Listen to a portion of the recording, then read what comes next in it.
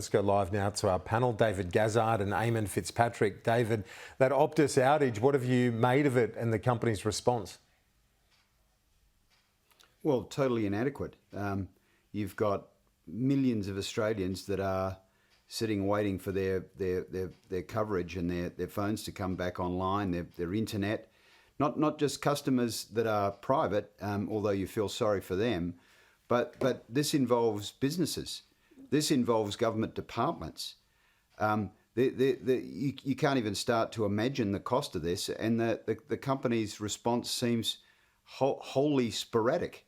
The CEO can't seem to get out and do a press conference or around. She rings in using WhatsApp to selected media outlets, really giving them no information. So people have been absolutely confused and befuddled about their service this morning. I mean, I can't really remember anything that's been handled as poorly. And the irony of a communications company, Eamon, with really struggling to get the communications out there, a bit more FaceTime, excuse the pun, but get out there and explain to people what's going on. Yeah, and what is incredible to watch is the fact that this is the same company who were involved in one of the biggest hacks we'd seen in a long time. That was just last year. You would have thought by now they'd be well schooled, they'd have a plan ready to roll, they would understand the importance of getting onto their customers, getting onto all of their stakeholders, and giving some form of reassurance. And the scenes this morning, and I'm watching it from afar here in Jakarta, it's just absolute bedlam. And there are so many people affected. Everyone. We've got, my mum, for example, she's 87. She's an Optus customer in a panic, Yeah. She's concerned. There's so many friends, so many family who just can't seem to contact each other. And as Dave's saying, so many businesses, governments. I mean, it's incredible. The one thing it has done is unite the nation in this absolute condemnation of what is a pretty poor service level. Yeah, absolutely. And as you said, your elderly mum and so many others are a bit nervous now because without having access and contact with service providers and others, it is a massive worry. Eamon, you're in Jakarta at the moment for the Australia-Indonesia Business Conference. The PM's had a big focus this week on our region with the China visit. I know you've been watching from afar, but were you surprised at the level of the welcome, the warmth of that welcome? Out of nowhere. It's been a terrible few years in terms of the relations between the two countries. Yeah, and look, I think people are ready to move on. We've all been doing it tough. People have made mistakes everywhere, I think. COVID has been a very, very difficult thing. It's had a huge impact on our economies.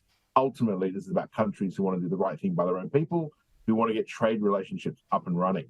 I have to say, though, China is an incredibly important trading partner, but there's so much work going on, here in Indonesia as we continue to grow that relationship too. This is my 6th visit here since the Prime Minister addressed the B20 and the G20 last year, and it continues to grow. The number of Aussie investors here and the amount of investment coming back into Australia is really growing.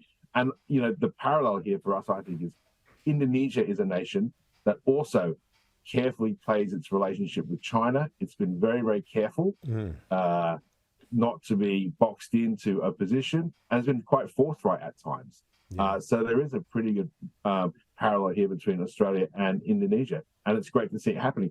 A lot of buy-in. We've got Don Farrell, the trade minister. He's dialing in tomorrow. There's Indonesian ministers coming and going.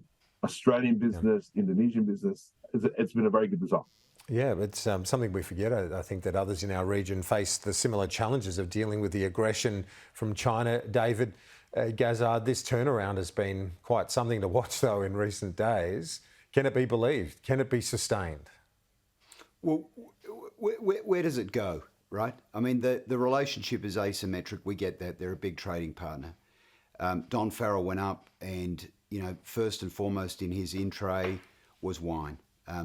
The Chinese placed an embargo on wine, and what do we get out of the meetings? Well, they've agreed to a 5-month review process.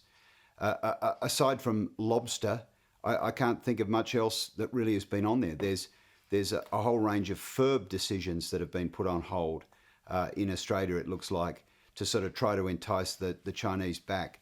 But the Chinese are now putting pressure on us to go into the TPP after flagrantly breaking WTO rules around the embargo on our products. And why was all this done? It wasn't any overt, aggressive posture of Australia. It was really just asking for an inquiry into the origins of COVID. Okay. And for that, Australia's been punished. And Anthony Albanese and Don Farrell will be well aware that should they do something that puts out Australia at odds with China, new embargoes can go on. So all this work gets done to try to get the products back that should never have been placed in the freezer in the first place, for the new ones to be applied. I mean, is anyone talking about the Uyghurs? Is anyone talking about getting Australians that have been jailed wrongfully in China out? Is anyone putting pressure on the Chinese over their hostile attempts David across Gazard, the South Pacific? I've got to interrupt. We're out of time. My apologies. David, Eamon, thank you. We'll talk to you next week.